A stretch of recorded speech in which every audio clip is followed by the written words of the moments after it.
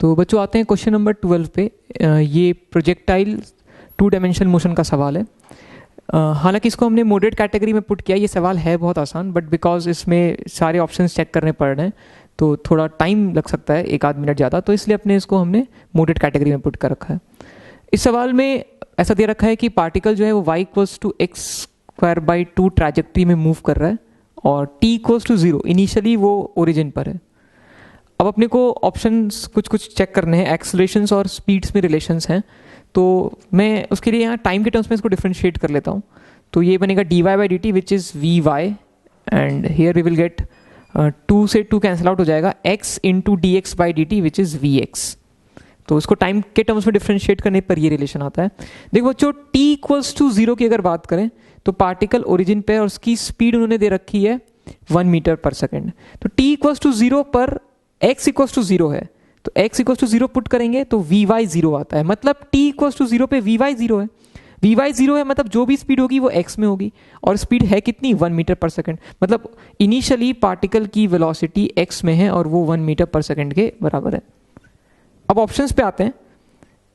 A option में बोल रहा है कि अगर x डायरेक्शन में एक्सेलरेशन को 1 मान लें तो ay की वैल्यू 1 होगी। देखते हैं, इसको एक बार और डिफ्रेंशिएट कर लेते हैं। तो यहाँ से मिल जाएगा एक्सेलरेशन इन y, ये प्रोडक्ट रूल से डिफ्रेंशिएट होगा and this will be vx² plus this will give us x × ax। ठीक है, टाइम के टर्म से फिर से डिफ्रेंशिएट कर दिया एक बार। तो अगर वो पहले बोल रहा है कि x की वैल्यू 1 मान लें, और वो टाइम की बात नहीं कर रहा है यहाँ पे, वो बोल रहा है ओरिजिन की बात कर रहा है, ओरिजिन पार्टिकल ओरिजिन पर है। तो अगर हम x ओरिजिन पर है तो ये टर्म तो वैसे ही 0 हो गई, और ओरिजिन पर vx 1 के बराबर है तो ay 1 के बराबर आ जाएगा, इसलिए a ऑप्शन करेक्ट हो गया। b पे आए तो ax 0 बोल रहा है, ax को 0 कर लें तो ये टर्म 0 हो गई, और अगर ax 0 है तो vx कांस्टेंट हो जाएगा। इनिशियली vx 1 था तो हमेशा vx 1 के ही बराबर रहेगा, तो ay will come out to be 1। तो यहाँ से ay 1 आ जाएगा all time, yes at all times, because vx², ये ax 0 है तो ये टर्म तो हमेशा ही 0 हो गई, और vx 1 हमेशा ही हो गया क्योंकि ax 0 है, तो हमेशा ay की वैल्यू 1 के ही बराबर आएगा।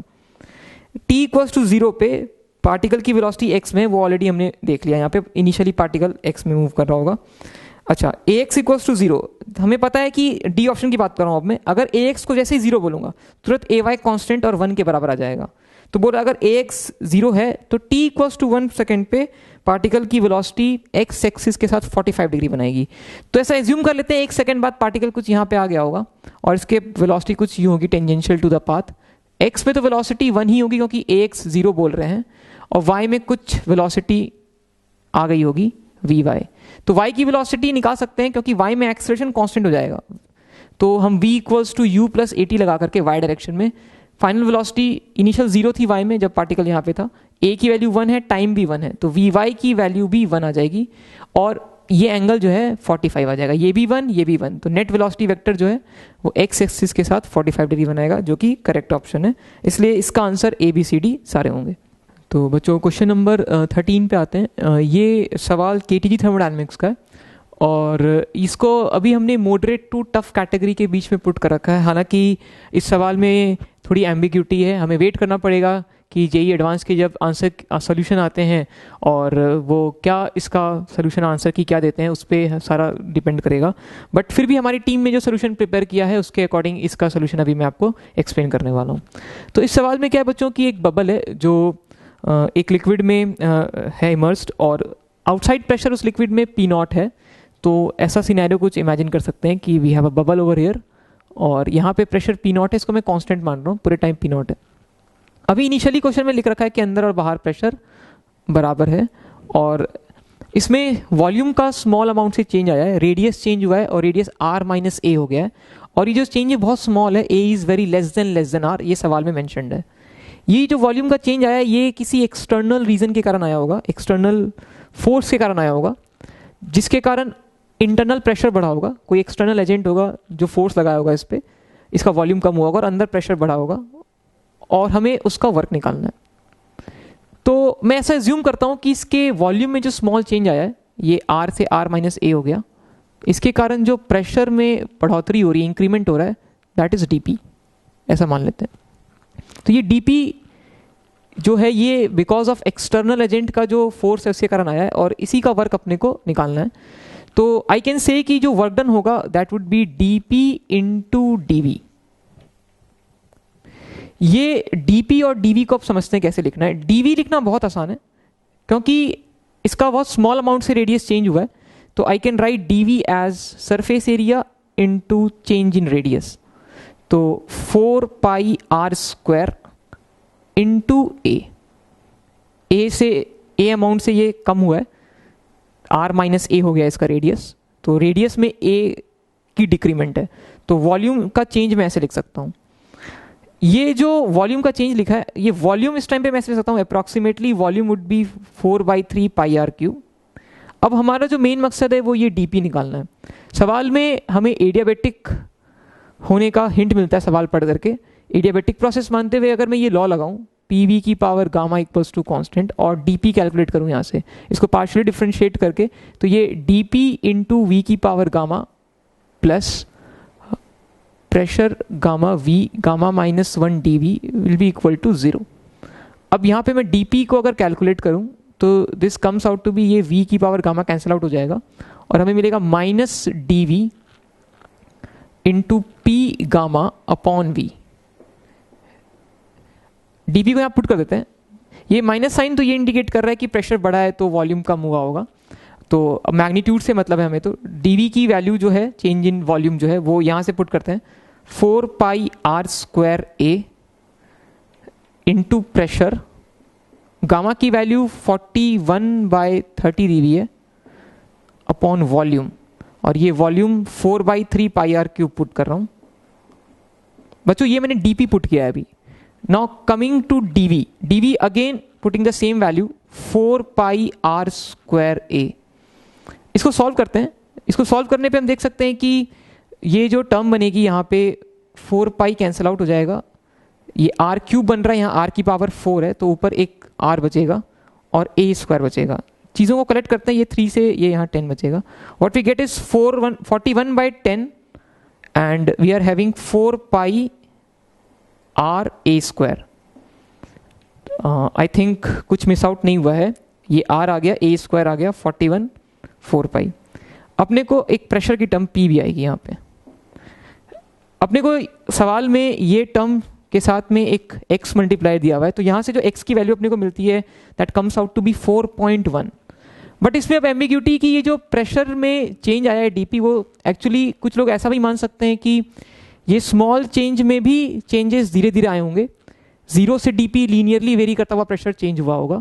हमने तो यहाँ चेंज डीपी मान के सीधा आंसर डीपी इंटू डीवी कर दिया, बट कोई ऐसा भी सोच सकता है कि इसमें लीनियर वेरिएशन मानते हुए एवरेज डीपी इंटू डीवी को वर्क मान ले। अगर कोई एवरेज डीपी और डीवी लिख के वर्क निकाले, ये एवरेज लिखा है मैंने, एवरेज डीपी इंटू डीवी, तो एवरेज डीपी को मैं लिख सकता हूँ dp/2, तो उसके आंसर में एक नीचे 2 का फैक्टर आएगा, इसलिए हमने दोनों आंसर अभी कंसिडर किए हैं 4.1 और उसका आधा दैट इज 2.05।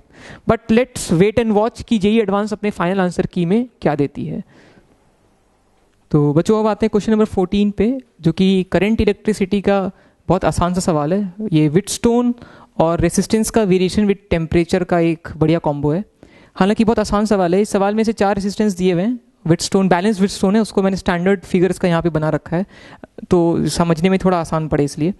अब यहाँ पे क्या है कि अपने को बोल रखा है ये R3 है, इसका अपने को कोफिशिएंट दे रखा है जो कि यहाँ पे फिगर में क्वेश्चन में दिया हुआ है। टेम्परेचर कोफिशिएंट इज 0.0004, तो उसके अकॉर्डिंग 100 डिग्री का जब टेम्परेचर चेंज करेंगे तो इसका नया रेसिस्टेंस क्या होगा वो हम निकाल सकते हैं पहले तो इसका रेसिस्टेंस निकाल लेते हैं अपन पहले। तो 100 डिग्री से टेम्परेचर चेंज करने पर इंक्रीज किया टेम्परेचर को, तो जो नया R3 आएगा, R3 डैश बोल रहा हूँ उसको, that will be equals to R3 initially 1 + alpha delta T. ये बहुत सिंपल सा फॉर्मूला है, जो रेसिस्टेंस का वेरिएशन होता है टेम्परेचर के साथ, वो पढ़ते वक्त हम क्लास में पढ़ते हैं इसको। तो यहाँ पे R3 की वैल्यू पता है अपने को, अल्फा पता है, डेल्टा टी पता है। इसको सॉल्व करोगे वैल्यूज पुट करके, मैं डायरेक्ट लिख देता हूँ, उसकी वैल्यू आएगी 312 ओम, 312 ओम। तो अब ये अनबैलेंस्ड व्हिटस्टोन ब्रिज बन गया। अब इस वोल्टमीटर की रीडिंग कुछ ना कुछ आ रही होगी, क्योंकि यहाँ पे पोटेंशियल डिफरेंस होगा। जब ये बैलेंस स्टेट में था R1/R2 R3/R4 के रेशियो के बराबर था, उस वक्त S और T का पोटेंशियल सेम था, इसकी रीडिंग 0 आ रही थी। टेम्परेचर बढ़ाया, R3 चेंज हो गया, 300 था पहले, अब वो 312 हो चुका है, तो यहाँ पे पोटेंशियल ड्रॉप होगा, वही हमें सवाल में निकालना है। तो अब सर्किट सॉल्व कर लेते हैं और पोटेंशियल्स S और T पे निकाल लेते हैं। मैं यहाँ पे पोटेंशियल 0 मान लेता हूँ और यहाँ पे ये बैटरी का पोटेंशियल फिगर में 50 वोल्ट अपने को दिया हुआ है, तो यहाँ पे 0 मान लिया। अब ये दोनों सीरीज में होंगे। ये वोल्ट मीटर ऑफ कोर्स मैं इनफाइनाइट मान रहा हूँ, तो ऐसा मान रहा हूँ कि इसके थ्रू कोई करंट फ्लो नहीं करेगा, तो एक्चुअली ये दोनों सीरीज में, तो जो सीरीज में रेसिस्टर्स के अक्रॉस पोटेंशियल डिफरेंस होता है वो रेसिस्टेंस के रेशियो में होता है। तो अगर मैं R3 के अक्रॉस पोटेंशियल डिफरेंस लिखना चाहता हूँ, R3 के अक्रॉस, तो मैं ऐसे लिख सकता हूँ 50, R3 का जो वैल्यू हो चुका है वो हो चुका है 312 प्लस R1 की वैल्यू 60 है, ठीक है। यहां से आपको मिल जाएगा this is delta V across R3। अब क्योंकि यहाँ पे 0 माना है हमने, ये वाला पॉइंट पे पोटेंशियल 0 है, तो ये जो भी पोटेंशियल होगा ये इस पॉइंट का पोटेंशियल हो जाएगा। ये पोटेंशियल डिफरेंस है, पर यहाँ पे पोटेंशियल 0 है, तो ये जो पोटेंशियल इस S पॉइंट का पोटेंशियल हम मान सकते हैं। सिमिलरली अगर मैं इसमें देखूँ R2 and R4 are in series, तो R4 के अक्रॉस जो पोटेंशियल डिफरेंस होगा डेल्टा V, उसको मैं ऐसे लिख सकता हूँ 50 इंटू R4 का रेसिस्टेंस जो कि है 500, ये 60 नहीं है, ये हाँ ये 60 है, ठीक है, 500 है, ये 500 है, और नीचे 500 प्लस R2 का रेसिस्टेंस विच इज 100, तो ये जो पोटेंशियल डिफरेंस आएगा ये R4 के अक्रॉस आएगा। बट क्योंकि यहाँ पे पोटेंशियल मैंने 0 माना है, तो ये जो भी वैल्यू होगी वो इस पॉइंट के पोटेंशियल के बराबर होगी। तो बेसिकली अपने को S और T पॉइंट के पोटेंशियल्स मिल गए। Now taking the difference of this, we can find out potential difference between S and T, which will also the reading of voltmeter. तो अपने से पूछा यही था potential drop between, potential developed between S and T. तो इसको subtract करके we can get our answer, which will be approximately equal to 0.27 volt. तो ये बच्चों क्वेश्चन नंबर 15 डिस्कस कर रहे हैं। ये एरर्स का सवाल है, कैपेसिटिव सर्किट है, उसमें अपने को एरर से रिलेटेड कुछ पूछ रहा है। एनर्जी में एरर निकालना है। दो कैपेसिटर हैं, सीरीज में दे रखे हैं, दोनों के कैपेसिटेंस दिए हुए हैं, दोनों के कैपेसिटेंस में जो एरर्स हैं वो भी अपने को साथ में दिए हुए हैं। जो वोल्टेज से हमने बैटरी से कनेक्ट किया है उसका अपने को EMF गिवन है और उसमें भी एरर अपने को साथ में मैंशनड है। तो एनर्जी की कैलकुलेशन के लिए जो फॉर्मूला हम यूज़ कर रहे हैं हाफ CV², यहाँ पे C इक्विवेलेंट, इस कॉम्बिनेशन का C इक्विवेलेंट है C1 C2 का। देखो बच्चों यहाँ पे मुझे एनर्जी में एरर निकालना है, तो मैं इसको ऐसे लिख सकता हूँ delta E/E equals to delta C equivalent upon C equivalent plus 2 times of delta V/V, और परसेंटेज के लिए मैं 100 मल्टीप्लाई कर दूंगा तो ये परसेंटेज के टर्म्स में आ जाएगा दोनों तरफ। सो अब बेसिकली अब मेरे को ये सब वैल्यूज पुट करनी है, ये अपने को क्वेश्चन में पूछा गया है, percentage error in energy calculation.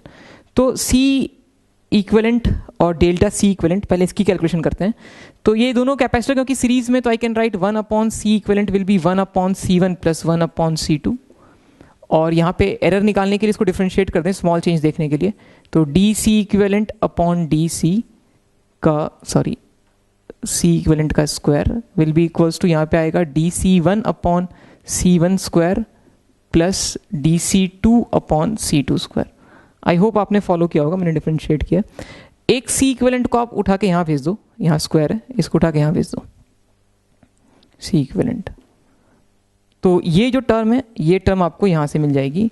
अच्छा, C इक्विवेलेंट मतलब ये जो वैल्यू C1 C2 की दी हुई है 2000 पिकोफैराड एंड 3000 पिकोफैराड, उसको पुट करके आप C इक्विवेलेंट निकालोगे तो यहाँ से C इक्विवेलेंट की वैल्यू आपके पास आएगी 1200 पिकोफैराड, पहली बात। तो दूसरा, ये जो C इक्विवेलेंट आप पुट करोगे और परसेंटेज निकालोगे इसका 100 से मल्टीप्लाई करके, क्योंकि DC1 आपको पता है क्वेश्चन में मेंशन्ड है। DC1 सवाल में अगर आप देखो तो DC1 10 पिकोफैराड दिया हुआ है, DC2 भी आपको 15 पिकोफैराड दिया हुआ है, C1 की वैल्यू आपको पता है 2000 पिकोफैराड और ये 3000 पिकोफैराड। इसको पुट करके यहाँ C इक्विवेलेंट जो 1200 आया है और इंटू 100 मल्टीप्लाई कर लें, तो इसकी जो वैल्यू अपने को मिलेगी वो मिलेगी 0.5%।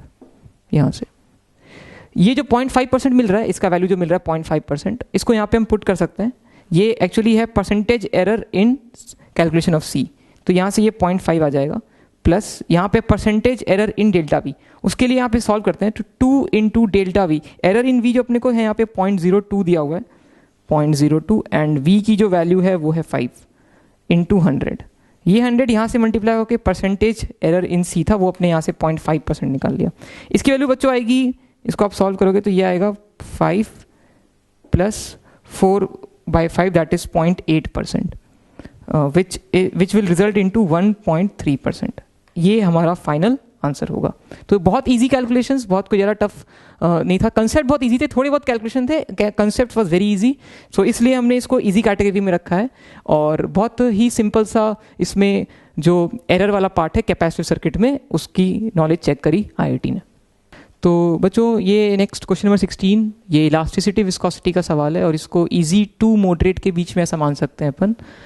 इसमें क्या बोल रहा है कि एक ब्लॉक है अपने पास और इसका एज लेंथ क्वेश्चन में मेंशन्ड है कि इसकी एज लेंथ क्यूबिकल ब्लॉक है 1 मीटर के बराबर है।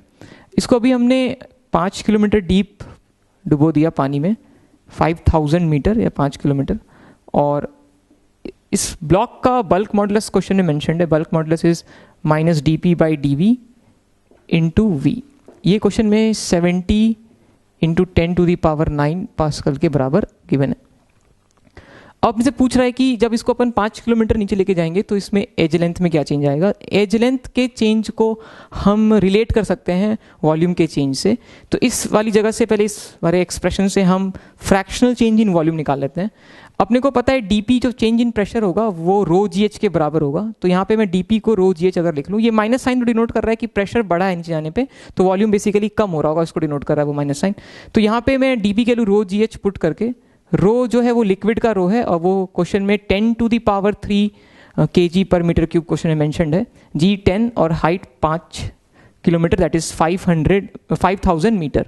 इसको पुट करें यहाँ पे तो यहाँ से अपने को v और dv का जो वैल्यू, इसको हम 70 इंटू 10⁹ के इक्वल कर सकते हैं। And finally we can get the value of dv/v from here. इस एक्सप्रेशन से dv/v की वैल्यू निकाल सकते हैं। अब वॉल्यूम के चेंज को हम एज लेंथ के चेंज से डिनोट कर सकते हैं। We know v equals to L³ for cubical block, तो we can write small change in volume को इस तरह से लिख सकते हैं अपन 3 टाइम्स ΔL/L। इसको dL/L लिख लो आप चाहो तो। अब ये अपने को निकालना है चेंज इन एज लेंथ, तो यहाँ dv/v की वैल्यू उठा के यहाँ से पुट कर लें इस एक्सप्रेशन से। L की वैल्यू 1 मीटर क्वेश्चन में गिवन है। इसको पुट करके सॉल्व करने पे जो dl की वैल्यू निकल के आती है, ये dl की वैल्यू निकल के आती है 0.238 mm, which is approximately 0.24 mm, and this is our final answer. तो कमिंग टू क्वेश्चन नंबर 17, बच्चों ये सवाल EMI चैप्टर से है और थोड़ा सा म्यूचुअल इंडक्टेंस का यूज़ है इसमें। इस सवाल को हमने टफ कैटेगरी में पुट किया है, हालांकि थोड़ी सी एम्बिग्यूटी है इसके आंसर में, बट हमारी टीम ने जो सोल्यूशन प्रिपेयर किया है उसके अकॉर्डिंग इसका आंसर हम यहाँ सोल्यूशन डिस्कस कर रहे हैं। तो इस दो सर्किट दिए हैं अपने को ऐसे, और इंडक्टर्स हैं, दोनों की वैल्यूज़ गिवन है, रेसिस्टेंस की वैल्यूज़ गिवन है, म्यूचुअल इंडक्टेंस दिया हुआ है अपने को, और ऐसा बोल रखा है कि लॉन्ग टाइम बाद क्या EMF के अगेंस्ट वर्क हो गया होगा। तो लॉन्ग टाइम में एक तो अपन इसको स्टेडी स्टेट में मान सकते हैं सर्किट को, इस सर्किट को भी स्टेडी स्टेट में मान सकते हैं, और लॉन्ग टाइम में स्टेडी स्टेट में मानते हुए इसको कनेक्टिंग वायर एज्यूम करते हुए इसमें करंट लिख सकता हूँ। तो इसमें 5/5 से 1 एम्पियर करंट आ जाएगा और इसमें 20/10 से 2 एम्पियर करंट आ जाएगा स्टेडी स्टेट में। अब स्टेडी स्टेट तक आते आते जो इसमें EMF के अगेंस्ट वर्क हुआ होगा उसकी अगर बात करें तो कुछ EMF के अगेंस्ट यहाँ वर्क हुआ होगा, कुछ यहाँ वर्क हुआ होगा। तो मैं इसमें dt टाइम में वर्क जो EMF के अगेंस्ट हुआ होगा उसको dW1 बोल रहा हूँ, और इसको मैं लिख सकता हूँ E1, जहाँ पे E1 है इसके अक्रॉस जो भी EMF नेट इंड्यूस हुआ है, into I1 into dt time में वर्क अगेंस्ट EMF। और ये E1 की वैल्यू मैं लिख रहा हूँ, फॉलो करना। E1 की जो वैल्यू होगी that would B because of 2 things, self inductance and mutual inductance. तो इसको मैं ऐसे लिख सकता हूँ L1 di1/dt, this is because of self inductance, and +- m di2/dt, this is because of mutual inductance. यहाँ पे प्लस माइनस का साइन ये डिनोट कर रहा है कि सेल्फ इंडक्टेंस के कारण जो फ्लक्स लाइन है और जो म्यूचुअल इंडक्टेंस के कारण वो सेम सेंस में होंगे, तब तो वो प्लस होगा, अदरवाइज वो नेगेटिव हो जाएगा, वहाँ पे माइनस आएगा। इसी तरह से इस वाले में अगर मैं स्मॉल वर्क लिखूँ dt टाइम में, तो मैं लिख सकता हूँ E2 I2 dt। अब you can follow what would be E2 की वैल्यू अगर देखें बच्चों तो वो आ जाएगा L2 di2/dt +m di1/dt, यहाँ प्लस माइनस आएगा।